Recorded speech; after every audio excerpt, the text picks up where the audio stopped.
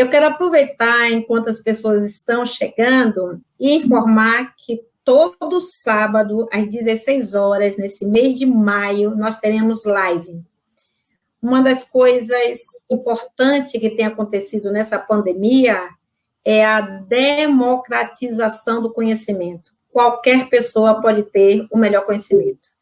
E a minha empresa, a Doutrina Educação e Saúde, ela tem esse objetivo, tem esse propósito, de levar a melhor informação para todos os profissionais, independente da localização que eles estejam. Então, seguindo esse objetivo, hoje, nós vamos falar de higiene das mãos, né? Quando a gente coloca higiene das mãos e coloca uma interrogação, a princípio, é uma ação muito simples, muito tranquila de ser realizada por qualquer pessoa. Mas nesse momento de pandemia do Covid-19, nós precisamos ter uma atenção especial. E essa pergunta que nós fizemos foi: qual é a recomendação? Essa é uma meio que resposta, meio que algo para a gente pensar. E assim, nós convidamos a enfermeira Júlia Iaepo Cavagoi. A Júlia é doutora em enfermagem pela Escola de Enfermagem da Universidade de São Paulo, a USP. Júlia também é especialista em prevenção e controle de infecção. Ela atualmente é docente do mestrado profissional em enfermagem da Faculdade Israelita Ciências da Saúde Albert Einstein, e ela também é consultora especialista em prevenção e controle de infecção pela Organização Mundial de Saúde na África, em 2015 e agora em 2020. Essa é a titulação de Júlia, formal. Agora, a titulação informal, Júlia é uma daquelas enfermeiras que dá muito orgulho da gente conhecer, e eu tive o privilégio de trabalhar com Júlia, e ela era enfermeira do controle de infecção, eu era enfermeira da oncologia do Hospital Israelita Albert Einstein, e juntas nós fizemos muitos trabalhos importantes. Eu aprendi que controle de infecção só existe se houver uma conexão com a unidade. O controle de infecção, ditando regras sem a parceria e conexão de quem faz a prática, não existe. Então, Júlia, assim como outras profissionais do controle de infecção daquela época, me ajudou bastante, e toda a unidade de oncologia. Então, Júlia, mais uma vez, meu muito obrigada pela sua colaboração, pela sua boa vontade de compartilhar o seu conhecimento conosco. Júlia, quando eu a escolhi para falar esse assunto, é porque ela é uma estudiosa em higiene das mãos há muito tempo. Com o trabalho dela de doutorado, que vale a pena ler, nós fizemos uma série de mudanças na época na instituição, né? Então, Júlia conhece muito essa questão de higiene das mãos. Então, Júlia, eu quero lhe agradecer e deixar esse público todo para você. Pedir para as pessoas que escrevam, né, e coloquem as suas perguntas, porque, ao final, nós iniciaremos o debate. Muito obrigada, Júlia, e obrigada a vocês que estão aqui conosco. Lélia, eu que agradeço o convite. Boa noite para todos, né, e também agradeço a participação de vocês nessa live, né. Então, a ideia é falar sobre a higiene das mãos no contexto de Covid-19. Então, como a Lélia falou, será que a higiene das mãos, ela é realizada adequadamente? E agora, com a pandemia, será que as pessoas realizam a higiene das mãos nos momentos adequados, com técnica adequada? E a outra pergunta, será que essa pandemia vai trazer alguma mudança em termos de melhoria da adesão à higiene das mãos? O que vocês acham? Queria que vocês pensassem sobre isso. Bom, com relação à lavagem das mãos, né, a gente já sabe que a adesão à lavagem das mãos com água e sabonete é baixa, né, sabidamente muito baixa, abaixo de 50% das vezes, né, que seriam as indicações. Mas tem esse trabalho que tenta fazer a relação da cultura de lavagem das mãos com a pandemia, né, com a ocorrência, o número de casos positivos de Covid-19, né? E os autores chegam à conclusão que a cultura de lavagem das mãos é um bom preditor da magnitude da propagação de Covid-19, né? Também é algo para a gente pensar, né? Então, essa cultura da lavagem das mãos, que os autores falam, é a lavagem das mãos observada, né, após usar o banheiro, toalete, né? Então, foi ao banheiro, homem ou mulher, né? Ao sair, lavou ou não as mãos, né? Então, aqui, não sei se dá para vocês verem, mas, né, adesão à lavagem das mãos, né? Então, aqui está a escala, né? 20%, 40%, 60%, 80% da não lavagem das mãos, é a não adesão. Então, vocês vejam que aqui em cima, quais são os países? Infelizmente, né, após a China, está o Japão, né, que é o meu país, né, de referência, né? Coreia do Sul, a seguir, né, são os países campeões em não lavar as mãos após usar o banheiro.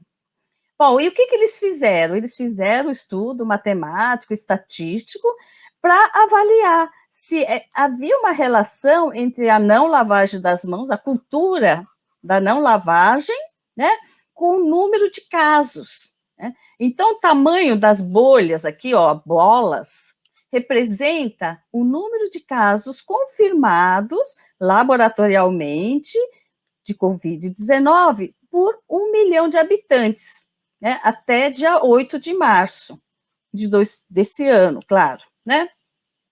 Então, vocês podem ver que quem eram os campeões, né? Então, era a China, né?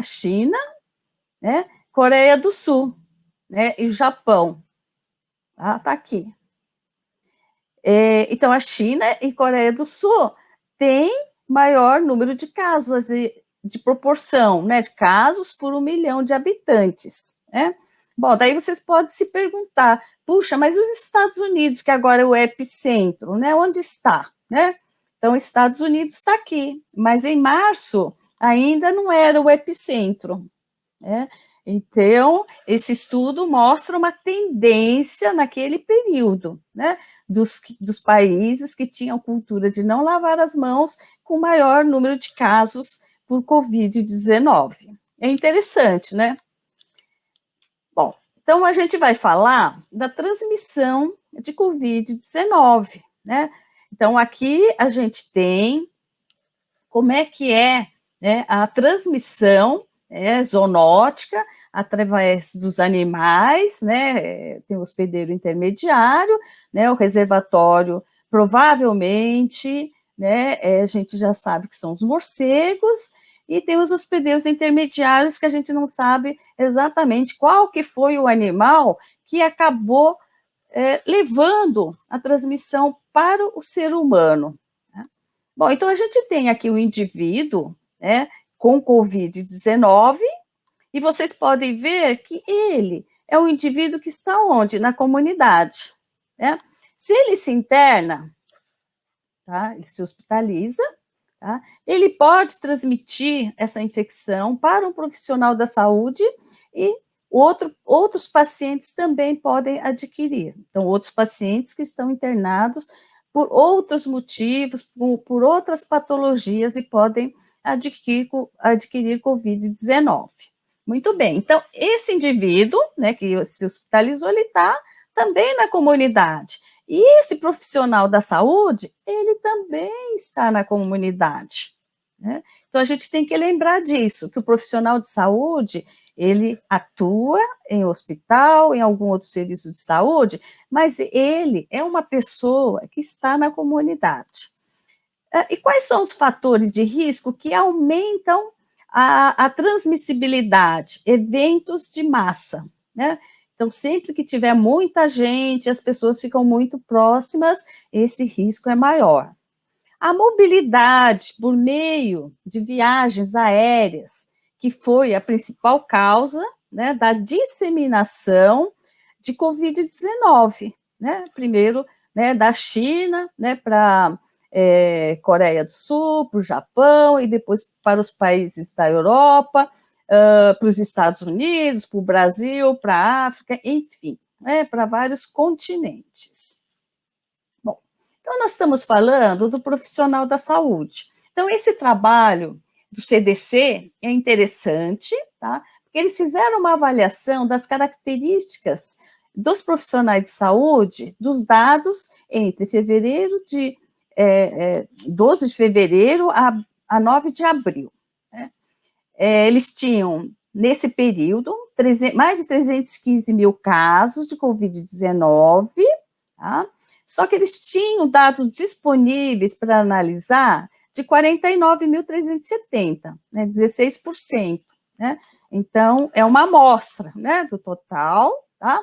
Sendo que desses 49.370, 19%, ou seja, 9.282, foram identificados como profissionais de saúde.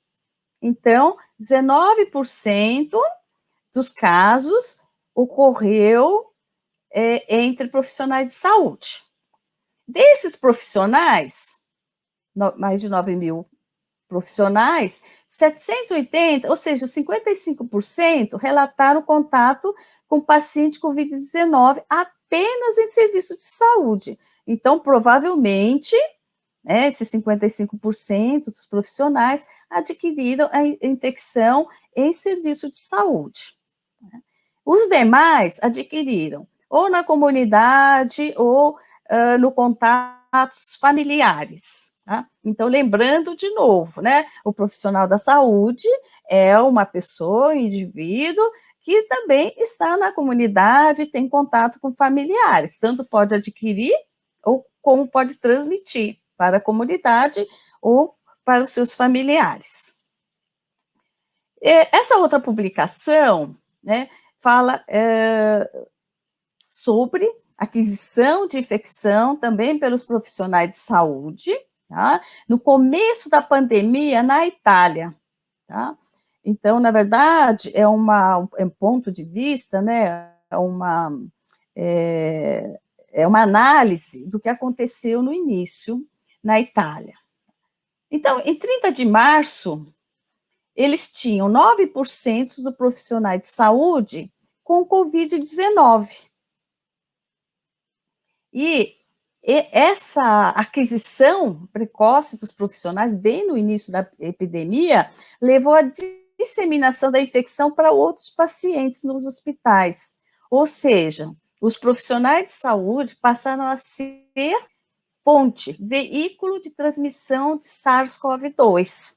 Né?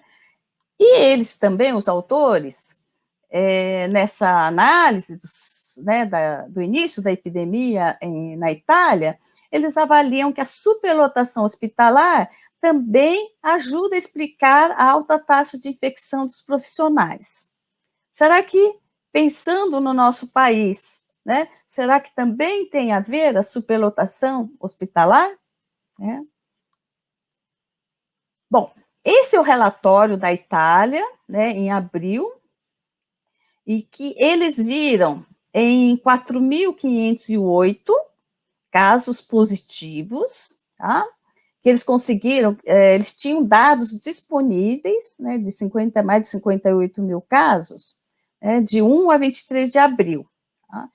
Qual que era o objetivo deles? Avaliar qual que foi o local de exposição ao vírus. Né? Então, o que eles viram? Que 44% foi por exposição em lar de idosos ou instituição de longa permanência. Aqui, quase 11%, hospital ambulatório. Então, a gente pode dizer aqui que seria o quê? De novo, quase com o mesmo dado. 55% de aquisição foi em serviço de saúde, lar de idosos, instituição de longa permanência, hospital ambulatório. E aqui, 25% de família, né? E aqui na tabela, vocês podem ver outros locais, né? Então, comunidade religiosa, igreja, enfim, né? também, né, centro de refugiados, né, e outros locais. Tá? Então, para dizer que o serviço de saúde, ele pode, é um local para tratar as pessoas com Covid-19, mas que também pode ser um local de transmissão, tanto para o profissional de saúde quanto para outros pacientes que têm outras patologias, porque os pacientes, eles continuam tendo queda, trauma, tendo AVC, tendo infarto, tem pacientes oncológicos, né, que é a especialidade de vocês, que precisam fazer tratamento, né, então, outras patologias continuam internando, né, e com risco de adquirir Covid-19, assim como outras infecções, né, outros micro-organismos. Não é porque agora tem Covid-19 que o paciente, né, não vai adquirir mais nenhuma outra infecção, né? Bom, e como se proteger da Covid-19? Então, primeira coisa, assim, diminuir o risco de exposição ao vírus. Como que pode acontecer, né, essa redução da exposição? Se a gente falar em termos de público em geral, né, então, evitar o contato próximo com pessoas doentes, né? Então, o metro de distância, pelo menos, né? O isolamento social, a quarentena domiciliar, né, é uma maneira de evitar o contato com pessoas doentes também, né? Higienizar as mãos com sabonete, né, ou fricção com preparação alcoólica, né? Evitar tocar olhos, nariz e boca com as mãos não higienizadas. Eu diria assim, de qualquer maneira, não toque nos olhos, não coce os olhos, nariz e boca, porque você não sabe se você está com as mãos contaminadas ou não, né? Então, essas medidas são importantes, né? Pensando, qual que é a porta de saída? É o trato respiratório. Qual que é a porta de entrada? É o trato respiratório, né? O uso de máscara entraria aí? Poderia entrar, né? Então, a máscara é uma barreira para quem tem infecção, que é a fonte, né? Pode ser também para o profissional da saúde, com certeza, né? Que é o próximo tópico, né? Mas será que a população em geral, usando máscara, vai se beneficiar? Agora, né, tem essa recomendação. Por quê? Porque tem estudos mostrando que pessoas, né, assintomáticas ou em período de incubação estariam transmitindo o vírus, né? Então, o hospedeiro suscetível usaria a máscara para se proteger, tá? Seria, né, esse o racional teórico. E os profissionais de saúde? Tem que seguir as mesmas precauções recomendadas para a comunidade, porque o profissional de saúde também faz parte da comunidade onde ele mora, né? No cuidado assistencial, utilizar as precauções padrão e as precauções, né, conforme o modo de transmissão. O modo de transmissão é por contato e por gotículas. Aerosóis, se houver procedimentos que geram aerosóis, por exemplo, intubação, aspiração traqueal, broncoscopia, né? Às vezes mudança de decúbito também, né? E tudo isso, quando a gente fala de precauções padrão e precauções específicas, nós estamos falando do uso adequado de equipamentos de proteção individual, né? Então, uso Julinha, adequado. Diga. Pode falar. Para dar o note, eu queria colocar aqui que a Tereza Grosso entrou, que é um prazer muito grande rever as colegas, Ana Paula Novaes, lembra, Julinha, de Ana Paula? Nossa, da qualidade! O Claudomiro, acho que o Einstein inteiro tem agora. Nossa, quanto tempo, gente! Pois é, muita gente boa. Mas é só para poder agradecer as pessoas que estão participando conosco agora e falar que é um prazer muito grande estar aqui com vocês, tá bom? Muito obrigada. Vamos lá, Julinha. Então, continuando, né, a gente está falando, né, de como se proteger contra a Covid-19, lembra? Né? Para a comunidade, para os profissionais de saúde. Né? Então, o que eu vou falar para vocês são as recomendações que não são para a Covid-19, são recomendações que há muito tempo, quem trabalhou no Einstein, né, deve lembrar disso, da gente falando das precauções padrão, né, que são as medidas básicas, que a gente tem que aplicar todos os dias, em todos os pacientes, a todo momento, em qualquer serviço de saúde, né, e que se refere à higiene das mãos, limpeza e desinfecção ambiental, né, é uma coisa que não pode esquecer, porque as superfícies ambientais, elas ficam contaminadas com SARS-CoV-2 por muito tempo, se não houver uma limpeza frequente, né, por dias até semanas, né, porque, né, se deixar, né, o inóculo bacteriano ali, o inóculo para micro-organismos, os vírus continuam viáveis, né? Então, por isso que a limpeza e desinfecção ambiental é importante. Já tinha falado para vocês do uso de EPIs, né? O uso adequado. Olha só, gente, higiene respiratória e tosse-etiqueta. Se eu falei que a porta de saída é o trato respiratório, então quando a pessoa tosse, espirra, né? Está eliminando gotículas, né? Então, se eu pratico a higiene respiratória, né? Tuço com etiqueta, né, eu estou colocando uma barreira, né, porque eu uso um lenço de papel na hora que eu vou tossir, espirrar, né, e depois higienizo as mãos. Ou se eu não tiver o lenço de papel, o produto para higiene das mãos, eu vou tossir onde? Eu vou espirrar onde? Né, no meu cotovelo. Isso que você está falando é importante, e eu posso dizer para você o seguinte: há muito tempo, quando você já nos trouxe essa ideia de tosse com etiqueta, eu realmente sempre tinha um lencinho na mão e utilizava. E agora, na pandemia do Covid-19, eu sempre tenho que me lembrar, quando eu não tenho nada na minha mão, de fazer isso. E vou lhe dizer, não está sendo fácil me educar, viu, Juliana? Não sei as pessoas que passam assim. Lembra, na hora que eu vejo o espio, segurar dessa forma, não está sendo fácil não, viu, Juliana? Mas se você não tiver o lenço, você não tem o álcool, não tem a pia próxima, você pode dobrar, né, que é o antebraço, e usar como um anteparo, como uma barreira, né? E depois, né, quando você for lavar as mãos, você lava também o teu cotovelo, tá? Certo. Muito obrigada. Então, é para todo mundo lembrar, viu? Então, porque a gente já adotou algumas medidas que não eram habituais. Eu não sei vocês, mas chegar do supermercado tem sido uma coisa que eu nunca imaginei. Mas tudo bem, vamos lá.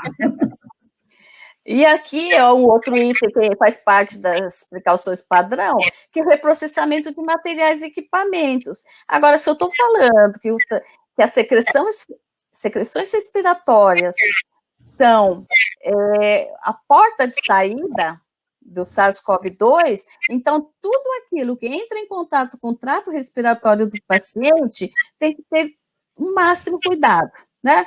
Não só materiais e equipamentos, né, como o ambiente em si, né? Aqui as precauções eu já falei, né, que é de contato gotículas ou aerosóis, se for necessário, né? Cuidados com dispositivos invasivos, porque o paciente vai continuar, né, tendo catéter central, sonda vesical, porque ele pode evoluir com uma insuficiência renal, né? Então ele vai ter dispositivos, né? Então, todos os cuidados de antisepsia, né, de técnica ascética, continuam, incluindo aqui higiene das mãos, né? E aqui, para proteção do profissional, a higiene das mãos. Eu queria dizer que a higiene das mãos está sempre presente nas precauções padrão, específicas, cuidados com dispositivos e para a proteção do profissional, né? E aqui, para eu aplicar todas essas medidas, eu preciso de suporte da liderança. Treinamento é fundamental, educação de pacientes familiares e cuidadores, né?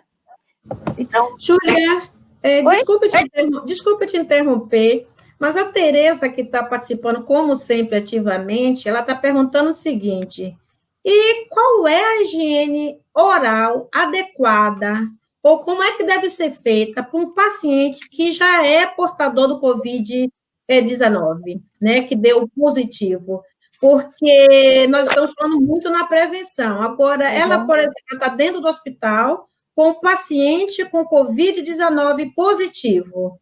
Higiene oral. Como fazer? Você tem alguma sugestão? Desculpe te interromper aqui, mas é que eu estou chegando a perguntas. Como fazer, gente? A preocupação da Tereza é da exposição do profissional, certo? É nesse sentido. Porque a higiene oral do paciente, gente, vai ter que continuar fazendo, né? O paciente vai ficar entubado, sei lá, 1 mês ou mais, né? E não vai ter nenhuma higiene oral, né? Então ele vai precisar. Qual que é a barreira que tem que usar, né? Para o profissional não se expor, né? Então isso é importante, né? Como na aspiração traqueal, vai ter que usar máscara em 95, preferencialmente aquele face shield, né? O face shield, eu acho que é a melhor proteção, né? Então, tem que se proteger, é claro, né? O avental, né? O avental impermeável, as luvas, né? E a touca, né? Que a touca, o CDC e a OMS não recomendam, mas eu acho que é uma maneira também de conter os cabelos, né? Tereza, se ficar alguma dúvida, depois a gente conversa mais, tá bom? Mas para aqueles hospitais que na UTI faz higiene oral com clorexidina, pode continuar fazendo, né? Ou seguindo o mesmo protocolo, tá? Bom, e daí eu vou falar de uma mudança que também já aconteceu há muito tempo, desde 2005, mentira, 2002, estou falando 2005, mas é por causa da OMS, mas 2002, o Centro de Controle de Doenças dos Estados Unidos já falava que a preparação alcoólica é o produto de escolha para a higiene das mãos, né? Então, é necessário fazer o quê? Uma mudança mental, né? Sabe, virar a chavezinha? A gente tem que mudar a chave. Por quê? Principalmente quem, né, como eu, né, que a gente sempre falou da lavagem das mãos, né, então tem que mudar da lavagem das mãos para a fricção, preparação alcoólica. E por que mudou? Porque o foco na lavagem das mãos não melhorou a adesão à higiene das mãos, né? Porque a pia fica longe, o profissional ele não vai sair ali do leito do paciente e até a pia para lavar as mãos para depois voltar, né? Para continuar as atividades com o paciente, tá? E a preparação alcoólica é fácil de disponibilizar, né? É fácil do profissional usar, e tem maior aceitação. Por quê? O tempo de realização é a metade do tempo, né? 20 a 30 segundos contra 40 a 60 segundos com a lavagem das mãos, né? Porque melhora o acesso e melhora a condição da pele. E por que o Didier Pittet está aqui, né? O Didier Pittet, ele é um estudioso, ele é um epidemiologista de Genebra, né? Que no Hospital Geral de Genebra, nos anos 70, ele teve um aumento, teve um surto de infecção por estafilococcus resistente à meticilina, tá? E ele fez várias avaliações, e uma das avaliações que ele fez foi com os profissionais. Por que os profissionais não lavavam as mãos na frequência que deveriam? Primeiro, era a falta de tempo. A pia ficava longe, né? E foi ele que instituiu, estão vendo aqui, ó, o frasco de gel alcoólico? Foi ele que instituiu, né? Ele fez uma análise epidemiológica do modo de transmissão dos micro-organismos pelas mãos, né? E ele que trabalhou junto com a OMS para melhorar a adesão à higiene das mãos por meio da preparação alcoólica, porque tinha tido esse sucesso, disponibilizando preparação alcoólica para o profissional. E os estudos mostrando que o álcool era custo-efetivo. Bom, Julia, antes de você passar para o próximo slide, você está contando essa história do Didier Pittet, muito interessante, E aí me veio na cabeça que quando eu saí de São Paulo e vim morar em Salvador, eu tive algumas experiências, não só em Salvador, como em outras instituições pelo país, e eu percebia que existia uma dificuldade para identificar o que era sabão e o que era gel alcoólico, porque ambos eram colocados na pia. E quando você traz essa informação do cientista, do pesquisador, que procurou colocar o gel alcoólico, inclusive em vasilhames pequenos, para facilitar a higiene das mãos, eu acho que é uma informação valiosíssima para as instituições que ainda mantêm gel alcoólico ao lado do sabão ou ao lado da pia, não está ainda entendendo como é que tudo surgiu. Então, eu acho que esse resgate histórico que você está nos proporcionando vai ajudar muita gente a refletir de qual é a maneira adequada de se posicionar o gel alcoólico. E não só aquele que está fixado à parede, mas também de facilitar que os funcionários tenham eles próprios pequenas vasilhames para que facilite a higienização das mãos. Então, muito obrigada por esse esclarecimento, né? Porque eu acho que assim fica mais fácil para as pessoas posicionarem o gel alcoólico. Muito obrigada. Então, Lélia, isso que você falou é importante, porque ainda hoje tem muitos profissionais que pensam que o álcool é um complemento da lavagem das mãos. É por isso que põe do lado da pia, para lavar as mãos, para depois usar o álcool. Só que isso é errado, isso até contraindicado, porque pode aumentar a dermatose, né, dermatite nas mãos, e tem estudos mostrando que se você lava as mãos, né, enxágua, não seca direito, fica com umidade de água, e você passa o álcool, daí você dilui o álcool, você pensa que você está fazendo uma antisepsia, né? Mas você está, na verdade, diminuindo a eficácia do álcool, né? Está piorando a condição, né? E quando coloca o produto alcoólico na pia, aí é pior ainda, né? Porque o profissional, ou qualquer pessoa, vai achar que é para usar o sabonete e o álcool juntos, misturando tudo, né? Como eu já vi várias vezes. Então, não tem sentido, tá? A não ser, pode colocar ao lado da pia, se não tiver mais nenhum outro local para pôr, né? Não tiver nenhuma opção, tá? E daí pode, mas os profissionais, eles têm que ser orientados para não complementar com álcool após a lavagem das mãos, né? Então, isso é importante, Lélia. Obrigada pelo lembrete. E o outro lembrete também depois de 40 dias, eu e meu marido nos aventuramos e fomos ao supermercado, porque nós não estamos indo, nós estamos fazendo tudo entrega em casa. E quando eu cheguei no supermercado, o funcionário, ele borrifava álcool nas mãos. Disse, meu Deus do céu. Álcool puro? Álcool puro? Álcool líquido puro nas minhas mãos, ou nas mãos de quem quisesse. E era muito interessante, porque eu estava com a mão ocupada, então ele passava o álcool aqui, ó, no dorso da minha mão. Eu fiquei preocupada e até confirmei que é por isso mesmo que eu vou evitar de ir ao supermercado, né? Porque aquilo que ele estava fazendo para cumprir um padrão não estava sendo efetivo, né? Poderia não estar sendo efetivo, né? Porque ele usou álcool puro. E aí, álcool puro é possível? Não, Lélia, eu fico me perguntando, é álcool puro, 70%, ou é álcool, aquele álcool, sabe, 40 e... sei lá, você entendeu? Qual que é a concentração? Que álcool é esse que ele está usando, né? Porque tem que ser o álcool para a higiene das mãos. Daí eles estão usando um produto que é para baratear, provavelmente, né? É por isso que eu acho assim, a gente deve carregar o nosso próprio álcool, porque você confia no produto que você está levando consigo, né? Eu e o Rafa hoje fomos também, e o rapaz, ele quis também aplicar o álcool nas mãos dele, ele falou assim, não precisa, porque eu vou usar o da minha mãe, entendeu? Então, né, ele também não quis usar o álcool, não, viu?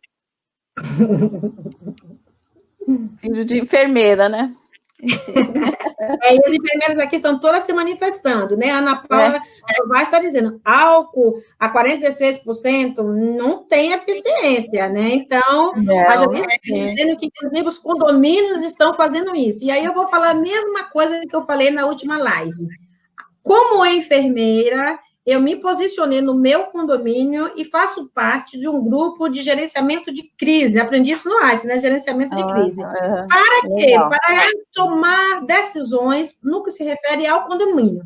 Então, nós implantamos gel alcoólico nas entradas, nos próximos aos elevadores, treinamos todos os funcionários, colocamos todos de máscara, porque o prefeito aqui já colocou isso como regra. Então, é muito importante que nós, como profissionais da área de saúde, também possamos colaborar nos locais onde nós vivemos, porque esse é o momento de todo mundo se ajudar para tentar reduzir essa pandemia. Tá certo, é isso mesmo.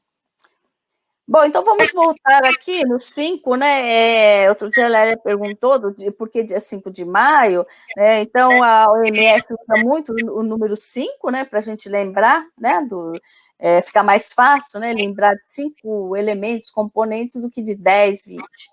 Então, para ocorrer a transmissão de micro-organismos pelas mãos, ocorre em 5 etapas, né? E daí vocês vão ver o porquê dos 5 momentos da higiene das mãos, né? Então, os micro-organismos estão presentes na pele do paciente e nas superfícies próximas ao paciente. Vamos pensar no paciente com Covid-19.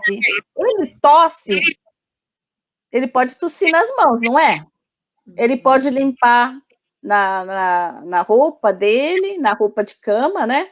Pode contaminar, né? Todas as superfícies próximas a ele, né? Ele pega, sei lá, a bandeja, né? Pega o carrinho, pega o livro, né? Então, todas as superfícies próximas a ele vão ter essa contaminação.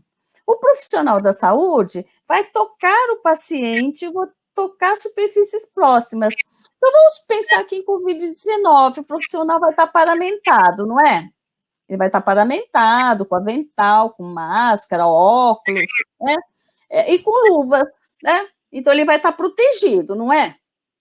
Só que ele vai ficar com as suas luvas contaminadas, né? Como as mãos estariam, certo?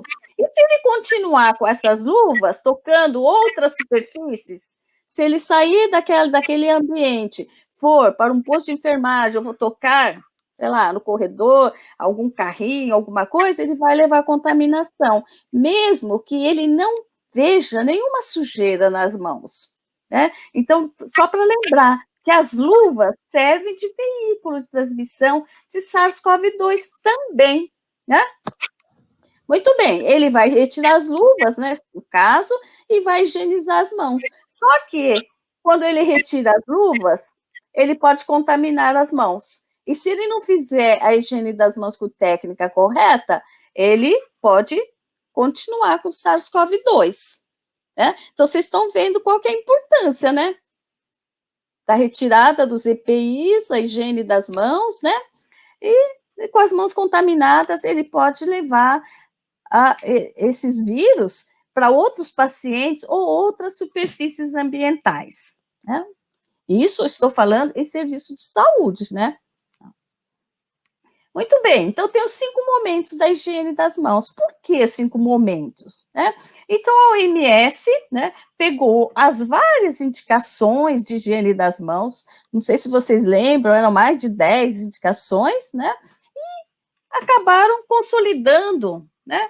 Resumindo aí em 5 momentos, né? Que é uma maneira de uniformizar a linguagem, facilitar a compreensão, né? Facilitar o treinamento, o monitoramento e dar o feedback, né? A retroalimentação. Quer dizer, todo mundo vai falar a mesma linguagem, né? Porque eu vou fazer uma auditoria, eu faço nos 5 momentos, mas o profissional não sabe o que são os 5 momentos, né? Então, não é justo, né? Então, eu tenho que dizer, tem que treinar, né? Primeiro tem que padronizar, né? Tenho que treinar e monitoro e depois dou o retorno. Daí fica muito mais claro para todo mundo, né? Bom, vocês devem ter esses cartazes onde vocês trabalham, né? Então, eu queria chamar a atenção de vocês, porque os primeiros cartazes da OMS falava antes do contato com o paciente, tá? Após o contato com o paciente, após contato com superfícies próximas ao paciente.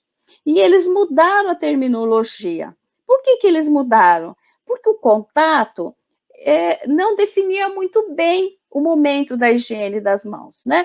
Porque antes do contato com o paciente, esse contato pode ser o contato o quê? Visual, verbal, né? Sem tocar o paciente, tá? Então, eles mudaram para antes de tocar o paciente, um toque físico, tá? Após tocar o paciente, né? Tocou o paciente e após tocar superfícies próximas ao paciente, com as mãos. Então, agora ficou muito mais claro, não é? Então, é importante que vocês olhem para o cartaz de vocês, se é antes de tocar o paciente ou se é antes do contato com o paciente, né? E o que é importante também? Quais são os momentos da higiene das mãos em que a proteção do paciente é quando as setas estão em direção ao paciente, né? Que eu posso levar o micro-organismo para o paciente. Então, eu estou protegendo o paciente quando eu higienizo as mãos antes de tocar o paciente, ao me aproximar dele, tá? Antes de realizar um procedimento limpo e ascético. Um outro detalhe. Os primeiros cartazes falavam antes de realizar procedimento asséptico só, tá? Então, dava a impressão que a higiene das mãos, ela era necessária somente para a técnica estéril, né? E a gente sabe que procedimento limpo também, né? É necessário realizar a higiene das mãos, tá? Então, deem uma olhada no cartaz de vocês, tá bom? Quais os momentos em que a proteção do profissional é quando eu toquei o paciente, eu tive contato com fluidos corporais, que é aqui o momento 3, e após tocar superfícies próximas ao paciente, né? Mesmo que eu não tenha tocado o paciente, mas eu toquei superfícies próximas ao paciente. Toquei no ventilador, né? Tá bom, eu tô com as mãos eluvadas, porque o paciente está em precaução, mas eu preciso higienizar as mãos, mesmo que eu tenha ido lá só para acertar os parâmetros do ventilador, né? Então, são 3 os momentos em que há a proteção do profissional. São essas setas que estão em direção contrária ao paciente, né? Que eu estou com as minhas mãos contaminadas e eu higienizo as minhas mãos para minha própria proteção. E proteção de outros ambientes também, e outros pacientes. Mas o objetivo principal é a proteção do profissional. Bom, e a higiene das mãos, ela tem que estar integrada ao cuidado assistencial, né? Então, eu trouxe para vocês aqui alguns cartazes só para exemplificar. Tem que falar da higiene das mãos no cuidado com catéter periférico, com catéter central, com cânula endotraqueal, né? Com o paciente com catéter urinário, paciente submetido à cirurgia, por exemplo, cuidados com a ferida pós-operatória, né? Então, tem os 5 momentos, né? Nesses cuidados, né? Então, eu acho que quem trabalha na assistência precisa saber exatamente onde estão os 5 momentos ali, né? No momento da prestação de cuidados. Julinha, a Tereza, ela diz aqui que existe um entendimento duplo com relação a tudo isso que você está, de maneira brilhante, esclarecendo para a gente. E a Janice, ela fala o seguinte, que os 5 momentos, eles ganham agora um destaque devido ao Covid-19. É um momento que até hoje pouco valorizado pelos profissionais. E é muito interessante que quando a gente institui, por exemplo, auditoria para a instituição que não está acostumada com isso, as pessoas se sentem um pouco ameaçadas. Mas eu gostaria também de chamar a atenção que não só os profissionais de saúde têm que estar fiscalizando essa ação, mas o próprio paciente. Quando eu vou em qualquer instituição de saúde, eu fico alerta no que se refere à higiene das mãos. Não toca em mim, não toca nas coisas, depois toca em mim se higienizar, que eu vou falar. E eu queria registrar aqui que a Cláudia Dalforno está aqui com a gente, Janinha. Olhe a honra, o controle... Quem? A Cláudia BDF? Está aqui Cláudia com a gente. BDF, meu Deus! Olha que espetáculo! Prazer, Cláudia! Então, a Janice chama atenção que o quinto, né, momento é algo que as pessoas ainda não estão valorizando, mas nós precisamos também não só educar aos profissionais, mas também a população. A população precisa entender disso de uma forma adequada. É isso mesmo. Bom, então a gente falou de EPIs, né? Olha só, luvas, né? A gente vai considerar que é para nossa proteção ou vão ser veículo de transmissão de micro-organismo, né?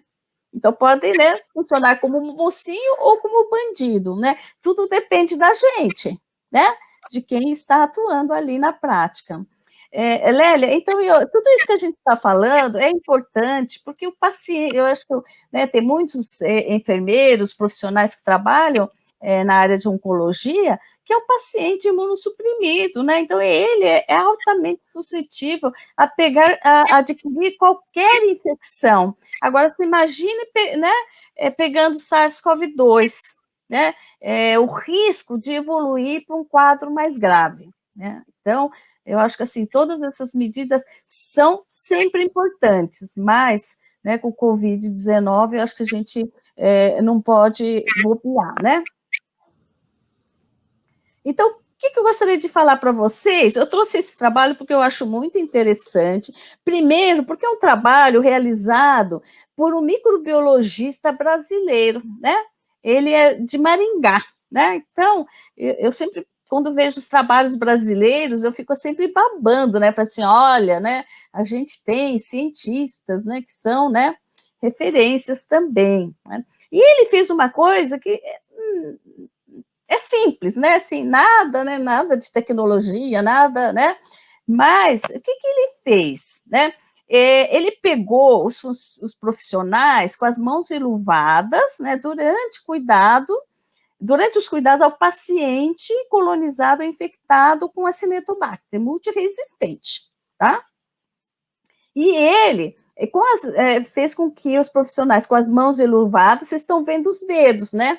Então, cada dedo, né, foi passado aí numa placa com caldo de cultura e teve crescimento em todos os dedos das luvas, né? Não teve nenhum dedinho que dissesse assim, olha, tem pouco, não tem nada, né? Então, teve muito crescimento. E as pessoas olham para as luvas e não veem nada, né? Porque o inimigo, ele é invisível. E o SARS-CoV-2 também é invisível. A gente não vê, né? Então, cuidado com as luvas. Esse é um trabalho que também é um trabalho de EPT, tá? Ele fez lá no Hospital de Genebra e ele fez uma avaliação de avaliação de contaminação bacteriana das mãos com luvas e sem luvas. Daí vocês estão vendo essas bolinhas brancas? São sem luvas, tá? E com luvas, tá? É claro, se está sem luvas, tem maior contaminação, mas quando está com luvas, também tem contaminação das mãos após a retirada das luvas, tá? Então, qual a conclusão desse trabalho? Que luvas não garantem proteção total, tá? Então, os micro-organismos podem passar pelas luvas, né? Então, a higiene das mãos é importante, né? As luvas, se mal utilizadas, de protetoras, passam a ser veículo de transmissão, né? Então, as luvas devem ser consideradas como um complemento à higiene das mãos, em vez de substituto, né? Então, você lava as mãos, coloca as luvas, tira as luvas e lava as mãos, né? Bom, aqui a gente tem mais o número 5, né, que são os 5 componentes da estratégia multimodal de melhoria da higiene das mãos, da OMS, que foi o que o professor de EPT trabalhou no hospital dele. Ele trabalhou os 5 componentes, né? Então, essa estratégia multimodal que ele usou no hospital acabou virando um protocolo, né? Um protocolo da OMS para todos os serviços utilizarem. Né? Então, 5 componentes. O primeiro é ter estrutura adequada, ter preparação alcoólica no ponto de assistência, onde o paciente estiver, onde tiver cuidado assistencial.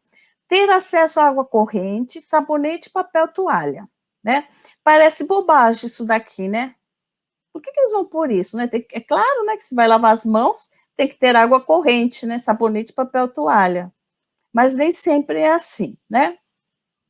Júlia, Então, oi.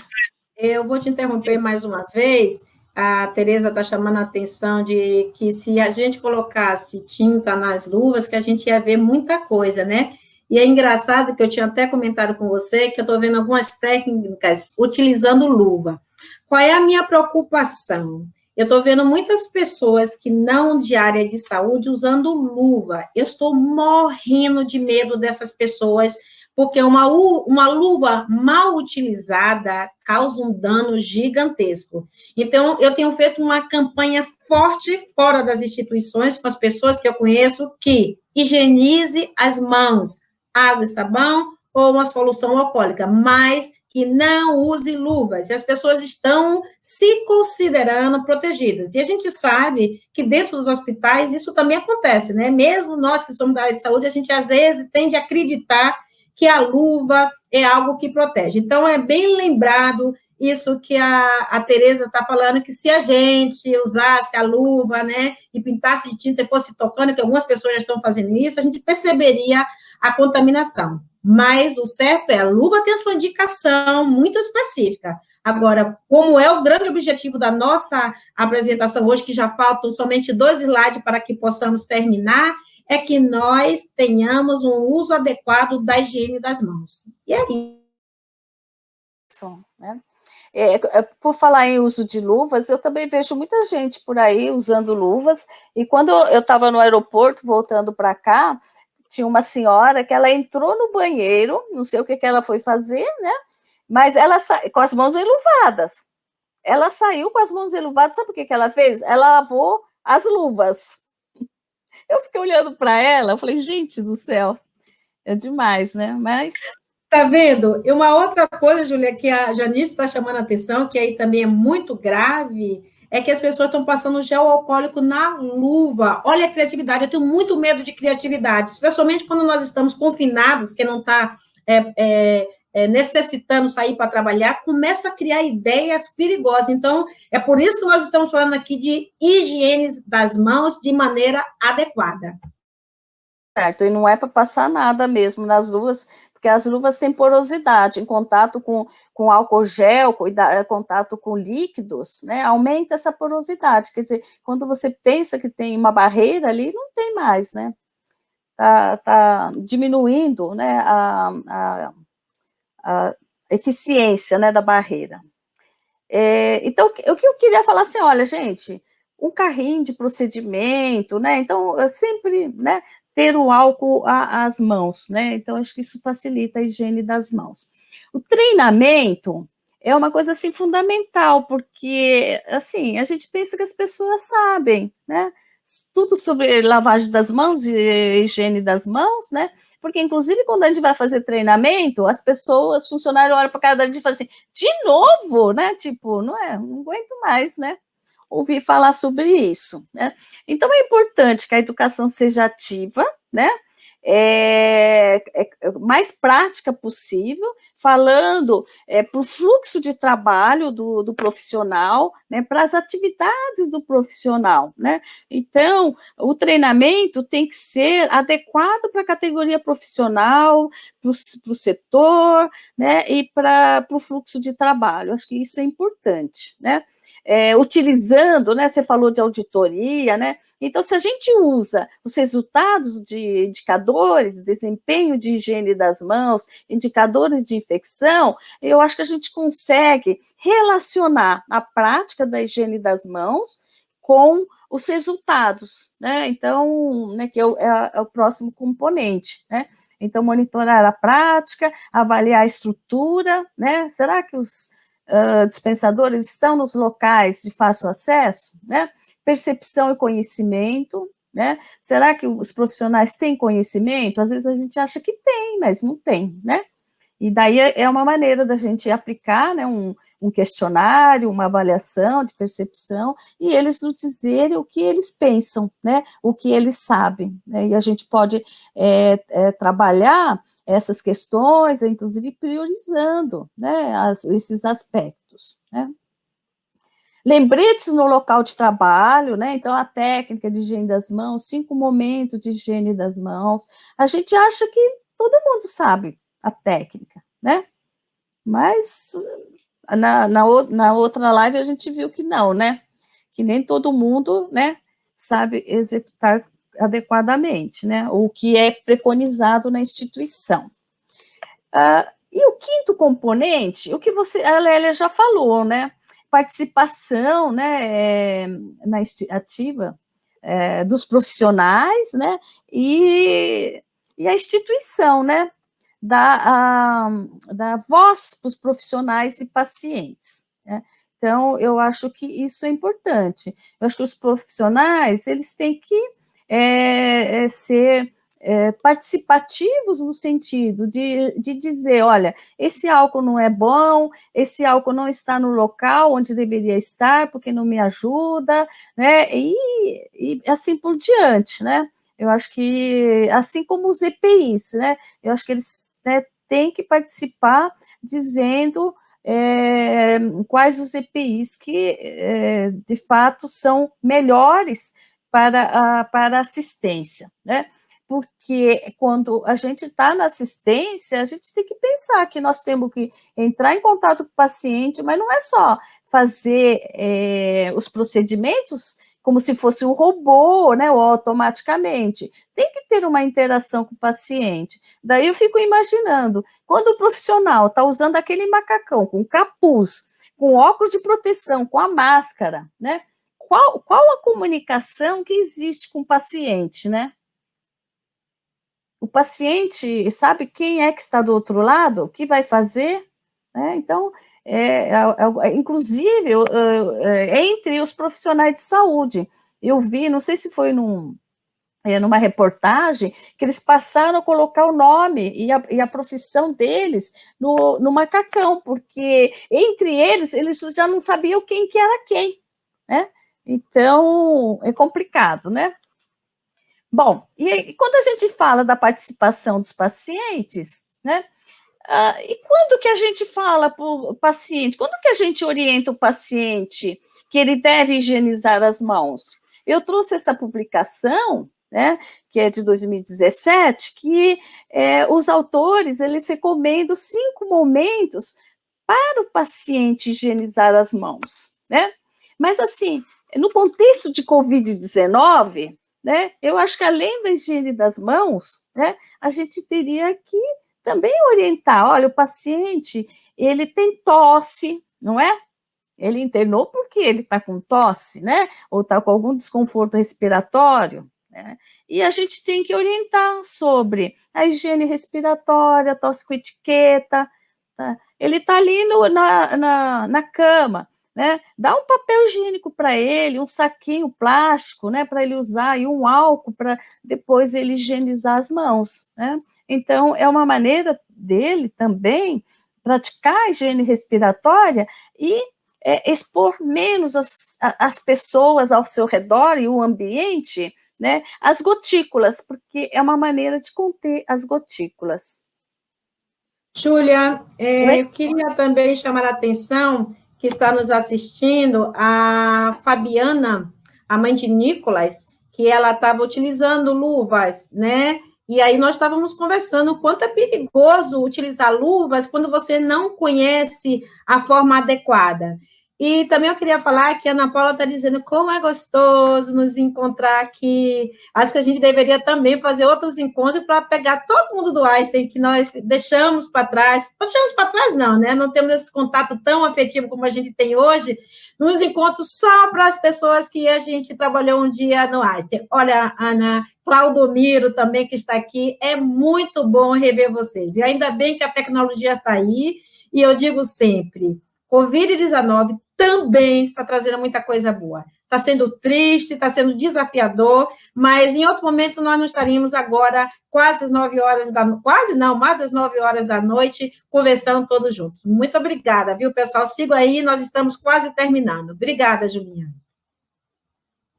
Quase finalizando, né? Como o tema era sobre higiene das mãos, então a higiene das mãos faz parte das melhores práticas de prevenção e controle de infecção, né? E que faz parte, né, da qualidade da assistência prestada ao paciente, seja com Covid-19 ou não. Nós estamos na pandemia, né? Mas existem outros pacientes que têm outras patologias, e a gente tem que proteger esses pacientes, como os pacientes oncológicos, né? Eles têm que ser protegidos, né? E o trabalho em equipe é fundamental, né? Então, acho que assim, né, a gente tem que se policiar, mas a gente também pode ser, né, a voz do outro, os olhos do outro, né? E aqui, eu não gostaria de dizer, né, que a gente está perdendo a guerra, né, contra o SARS-CoV-2, né, porque o que não me mata pode me deixar mais forte, né? Mas, assim, eu acho que a gente, né, utilizando todo esse conhecimento, né, seguindo as recomendações da OMS, do CDC, né, Centro de Controle de Doença dos Estados Unidos, eu acho que é possível, sim, vencer essa guerra, com menor sofrimento para os pacientes, para os familiares, e, né, com menos mortes, né? Sejam, a morte é morte, né, perda de vida é vida de qualquer maneira, não importa, né, se é profissional de saúde, todos, né, são seres humanos, e a gente tem que protegê-los, né? Então, eu acho que esse daqui é o último slide mesmo. Exato. Então, gente, Júlia, obrigada. Eu queria te agradecer, queria aproveitar vocês que estão nos assistindo e convidar que no próximo dia 14, a Júlia estará em apresentação, agora pela Libes, falando para a gente de uma série de informações importantes. Sigam a minha empresa, Doutrina Educação em Saúde, nas mídias digitais, que lá tem um endereço para que vocês possam acessar.